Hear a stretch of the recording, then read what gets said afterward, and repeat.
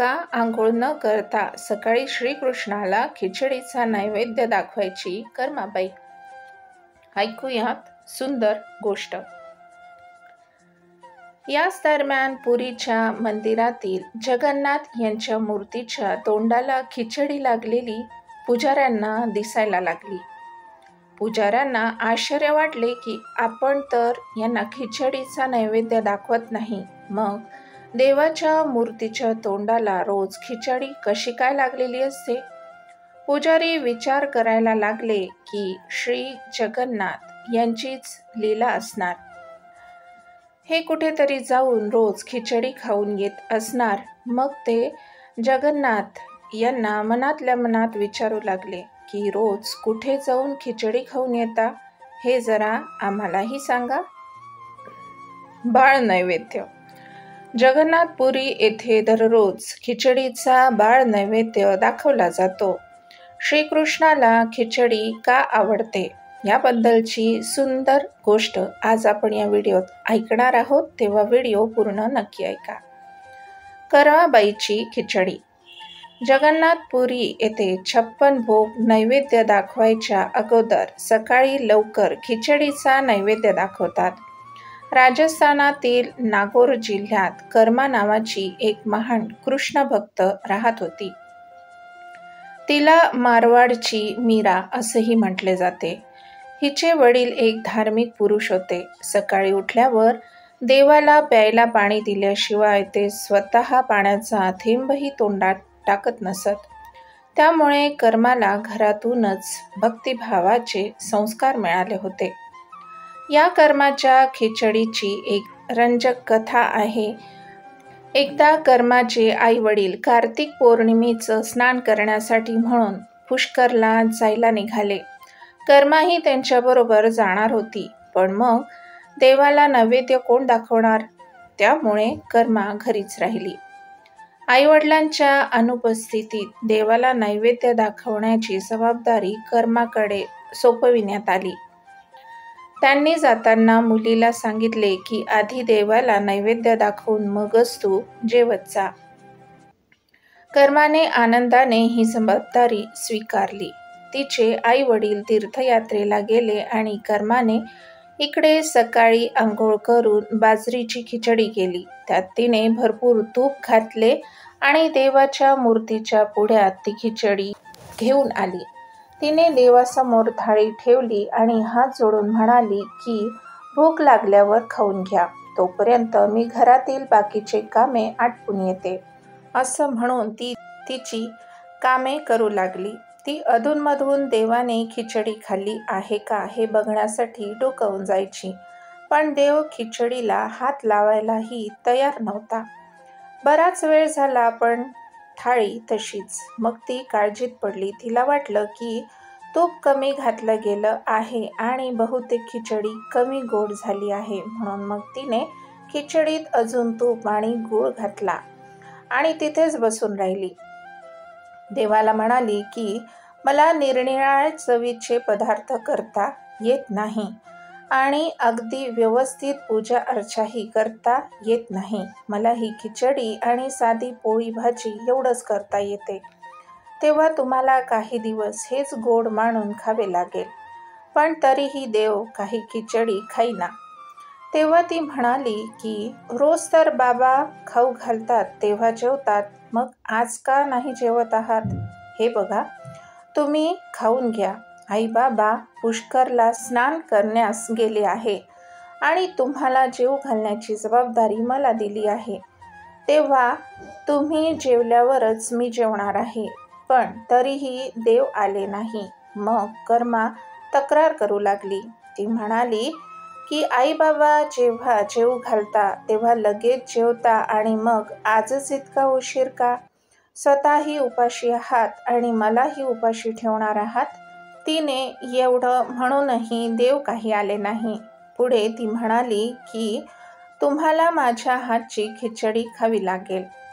आई बाबांना यायला बरेच दिवस लागणार आहे. तुम्ही जेवून घ्या, नाहीतर मीही उपाशीच राहील. सकाळ गेली, दुपार गेली, संध्याकाळ व्हायला आली, तरी कर्माने काहीही खाल्ले नाही. म्हटल्यावर कृष्णाला यावं लागलं. कृष्णाच्या मूर्तीतून आवाज आला, तू पडदा घेतला नाहीस, असं कसं खायला येऊ? हे ऐकताच तिने तिची ओढणी डोक्यावरून पुढे सरकवली आणि त्याच्या सावलीत कृष्णाने खिचडी खाल्ली. थाळी पूर्ण रिकामी झाली. कर्मा म्हणाली की देवा, एवढीशीच गोष्ट होती तर आधीच सांगायचं होतं. स्वतःही उपाशी राहिलात आणि मलाही उपाशी ठेवलं. आता दररोज कर्मा खिचडी करू लागली आणि ती खायला कृष्ण येऊ लागला. कर्माचे आई वडील परत येईपर्यंत हे असंच सुरू राहिलं. काही दिवसांनी ते दोघे पुष्करहून परत आले. त्यांना घरी आल्यावर लक्षात आलं की घरातील गुळाचा हंडा जो पूर्ण भरलेला होता तो रिकामा झाला आहे. त्यांनी कर्माला बोलावलं आणि विचारलं की गुळ कुठे गेला. कर्मा म्हणाली की दररोज भगवान कृष्ण तिच्याकडे येत आहे आणि खिचडीचा नैवेद्य खाऊन जात आहे. खिचडीत गोड कमी नको राहायला म्हणून तिने खिचडीत दररोज जरा जास्तच गूळ घातला. मग पुढे तिने पहिल्या दिवशी काय घडले हे सांगितले. हे ऐकून आई वडील आश्चर्यचकित झाले. ज्या देवासाठी ते तीर्थयात्रा करायला गेले होते, ज्याला लोक कुठे कुठे शोधत असतात, त्याला आपल्या मुलीने आपल्या हाताने खिचडी खाऊ घातली. पण त्यांना वाटलं की हे कसं काय शक्य आहे. त्यांना मुलीची काळजी वाटू लागली की मुलगी खुळी तर झाली नाही ना. मग त्यांनी स्वतःच्या मनाला समजवलं की बहुतेक कर्मानेच सगळा गूळ खाल्ला असेल. यावर कर्मा म्हणाली की तुमचा विश्वास नसेल तर उद्या बघा, मी स्वतः देवाला नैवेद्य दाखवील. दुसऱ्या दिवशी कर्माने खिचडी शिजवली.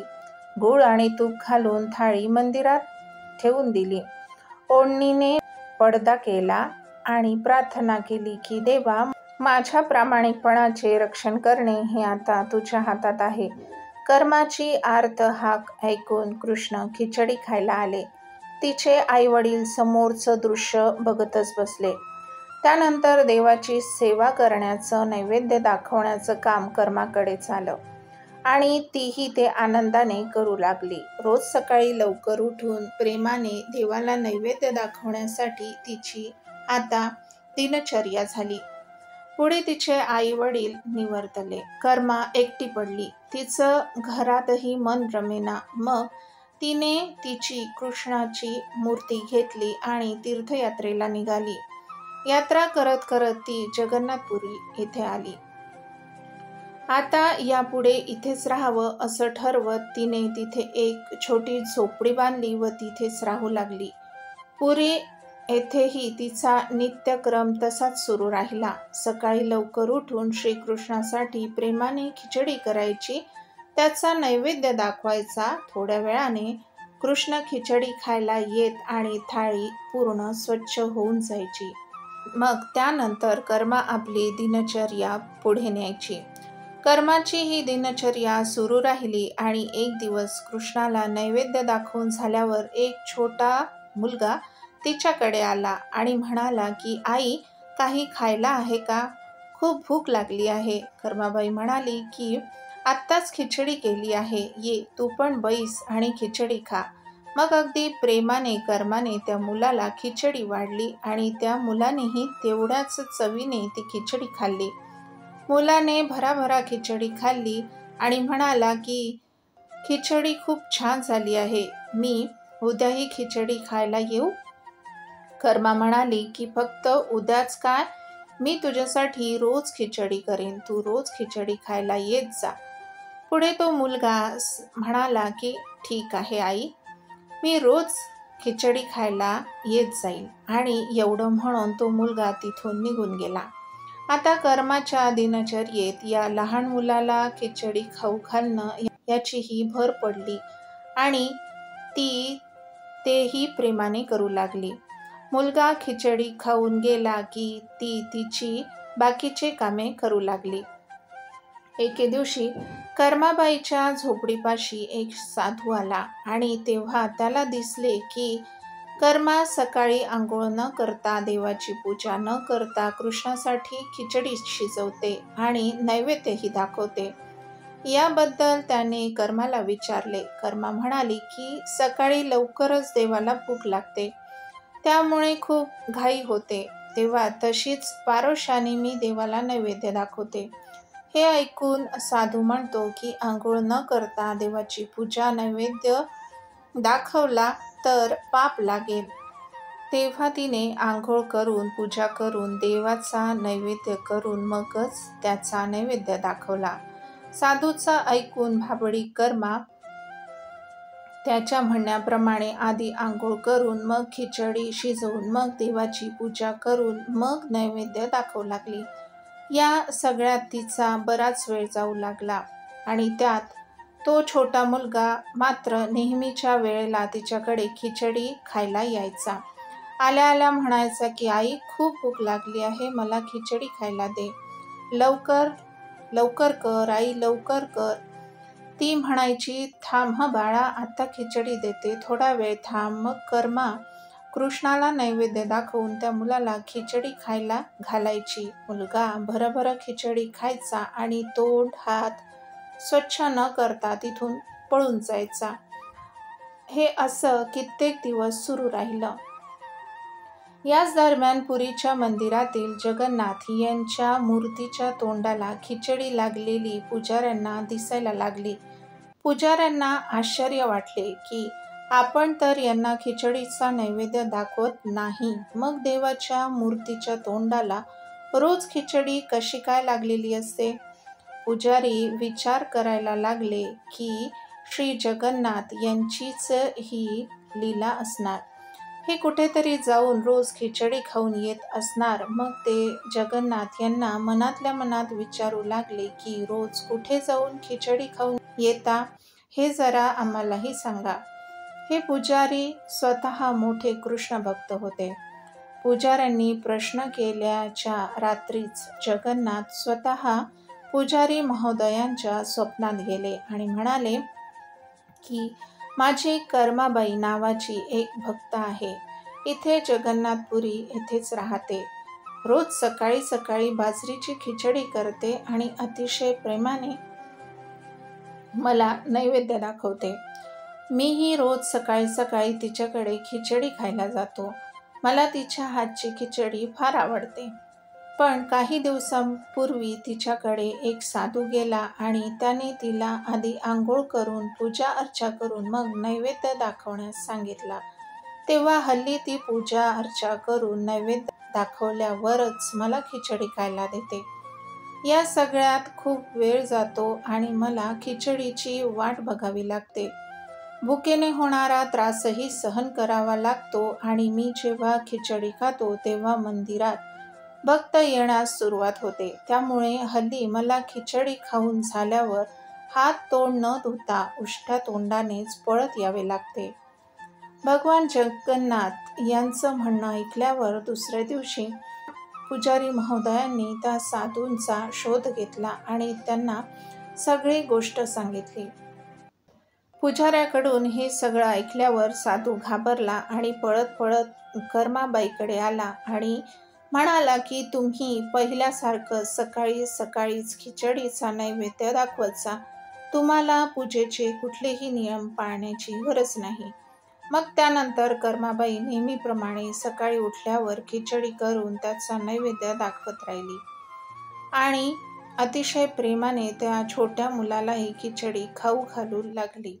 हा क्रम वर्षानुवर्ष राहिला आणि एक दिवस कर्माबाई हे जग सोडून गेली. त्या दिवशी भगवान जगन्नाथ यांच्या मूर्तीच्या डोळ्यातून निरंतर अश्रुधार वाहताना दिसू लागल्या. सगळे पुजारी जगन्नाथपुरीचा राजा मंदिरात जमले आणि देवाकडे प्रार्थना करू लागले की आमच्याकडून कुठली चूक किंवा अपराध घडला आहे का, की साऱ्या जगाच्या पालनकर्त्याच्या डोळ्यातून अश्रू ढाळत आहेत. त्याच दिवसाच्या रात्री श्री जगन्नाथ यांनी जगन्नाथपुरीच्या राजाच्या स्वप्नात येऊन सांगितले की आई कर्माबाई या जगातून देहरूपाने निघून गेली आणि माझ्यातच एकरूप झाली आहे. पण आता रोज सकाळी सकाळी मला खिचडी कोण खायला घालणार. दुसऱ्या दिवशी राजाने मंदिराचे सगळे पुजारी, तिथले संत यांच्याशी सल्ला मसलत करून एक आदेश दिला की रोज सकाळी सर्वात पहिल्यांदा श्री जगन्नाथ यांना कर्माबाईच्या नावाने खिचडीचा नैवेद्य खायला द्यावा. त्यामुळे भगवंतांना आई कर्माबाईची कमतरता कधीही भासणार नाही. त्यामुळे आजही भगवान जगन्नाथ यांना महाप्रसादाचा नैवेद्य दाखवण्याच्या आधी त्यांच्या बाल्यरूपासाठी त्यांना खिचडीचा नैवेद्य दाखवला जातो. याचं नाव बाळ नैवेद्य असे आहे. शेकडो वर्षांनंतरही ही प्रथा पुरीच्या जगन्नाथ मंदिरात जशीच्या तशी पाळली जात आहे. अशाच प्रकारच्या वेगळ्या गोष्टी ऐकण्यासाठी माझ्या चॅनलला सबस्क्राईब करा, माझे व्हिडिओ जास्तीत जास्त शेअर करा आणि बेल आयकॉनवर क्लिक करा, म्हणजे नवीन येणाऱ्या व्हिडिओचे अपडेट तुम्हाला लगेच मिळेल. जय श्री कृष्ण, जय जगन्नाथ, रामकृष्ण हरी. नमस्कार.